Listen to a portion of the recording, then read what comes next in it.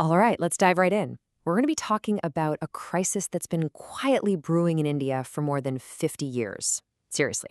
It's a challenge that, whole generations of politicians have just pushed off. But the deadline is finally getting close. And it's a problem that strikes at the very heart of Indian democracy: what your vote is actually worth. And hey, before we get going, if you find this kind of analysis useful, could you do us a huge favor? Just take a quick second to like, share, and subscribe. It really helps us keep making more of these deep dives for you. So let me ask you something right off the bat, a question that gets to the very core of this whole thing. Depending on where you live in India, is your vote about to become, well, less powerful than someone else's? The answer, as you're about to see, is way more complicated than you might think. And look, this isn't some abstract, theoretical problem. Not at all. If we were to reallocate parliament seats based on today's population, the shift in political power would be absolutely seismic. I mean, just look at these numbers. States with massive population growth, like Uttar Pradesh, could gain about 11 seats. Bihar, maybe 10 more seats? But on the flip side, states in the south that did a great job controlling population growth, like Tamil Nadu and Kerala, they could each lose as many as 8 seats. This isn't just a small adjustment. It is a fundamental reshuffling of who holds power in this country. So how did we get here? Well, this crisis didn't just pop up out of nowhere. It's more like a ticking time bomb, a problem that people have knowingly, deliberately ignored for decades. It's the classic case of just kicking the can down the road, and, well, we're about to run out of road. Okay, so to really get what's happening, we need to be clear on one key term: delimitation. Think of it as a two-part job. First, it decides how many Lok Sabha seats each state gets. That's the big one. And second, it redraws the actual voting maps inside those states. For our purposes today, we are zeroing in on that first, frankly explosive part: moving seats from some states to others. And this is where we get to the absolute heart of the conflict. It's a fundamental clash between two really important and, seemingly opposite democratic ideas. And it forces us to ask a pretty uncomfortable question: are all votes in India really equal? Now, there's a fancy word for this inequality: malapportionment. All it means is that because constituencies have wildly different numbers of people, votes end up having different weights. For example, right now, today, an MP from a really populous northern state might represent over 3 million people. But an MP from a southern state, they might represent less than 2 million. So, in reality, a single vote in the South currently has more political punch than a vote in the North. The whole point of delimitation is to fix this, but that fix, as you can see, creates its own huge problems. So, here's the fundamental clash. It's crucial.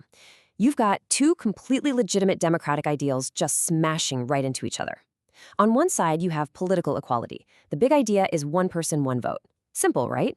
It says that seats should just be based on how many people live there. But then on the other side, you have federalism. The idea that India isn't just a big blob of people, it's a union of states. And federalism argues that you have to protect those regional voices, those different cultures and interests, so they don't get totally steamrolled by the massive populations of a few giant states. So how on earth did things get so out of balance? Well, the answer is in a series of political decisions that, solved a problem in the short term by creating a much bigger one for the future.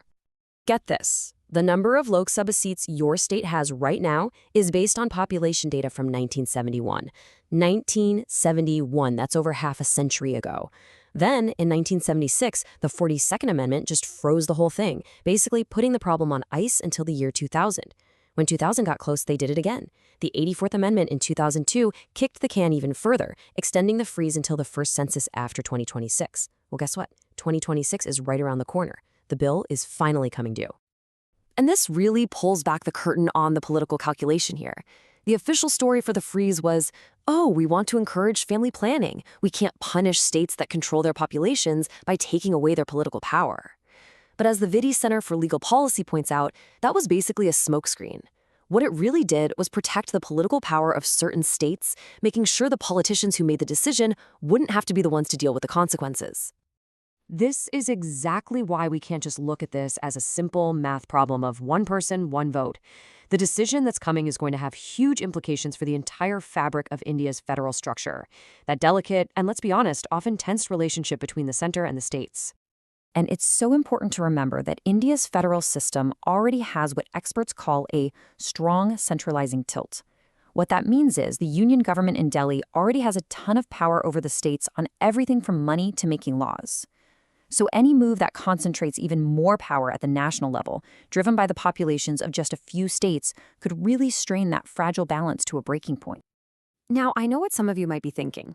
Hey, wait a minute. Isn't this what the Rajya Sabha, the Council of States, is supposed to do?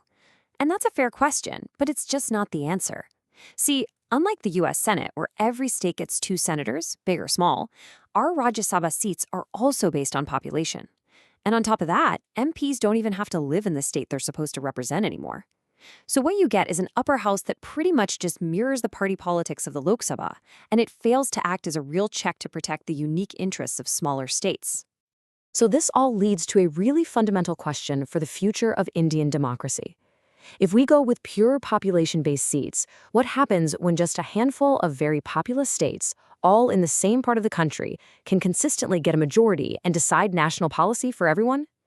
The danger is that huge parts of the country could feel like they're permanently on the losing side, that their voices just don't matter, and that their interests on everything from language to money are just being ignored. And that brings us to the final, and let's be honest, the toughest part of this whole conversation. There are no easy answers here, not a single one.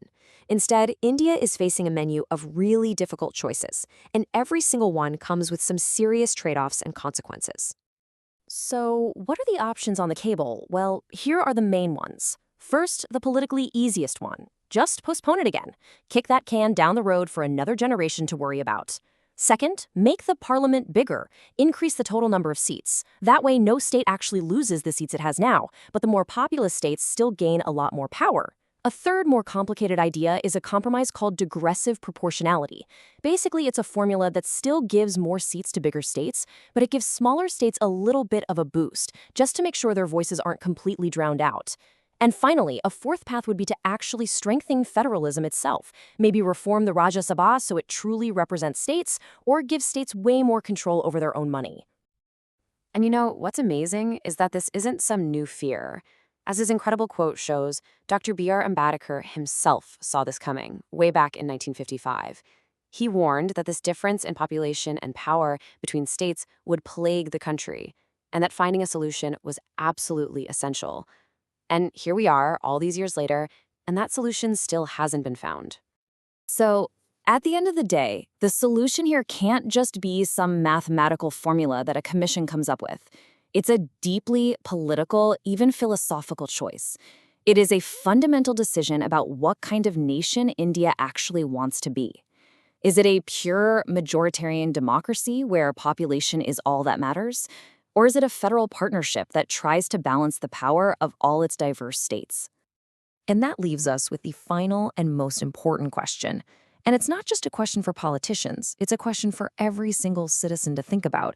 As India stands at this historic moment, what kind of democracy do we truly want to be? Thanks for joining us on this deep dive. The choices that are made on this issue in the next few years will shape the future of the Indian Republic for generations to come. We'll see you next time.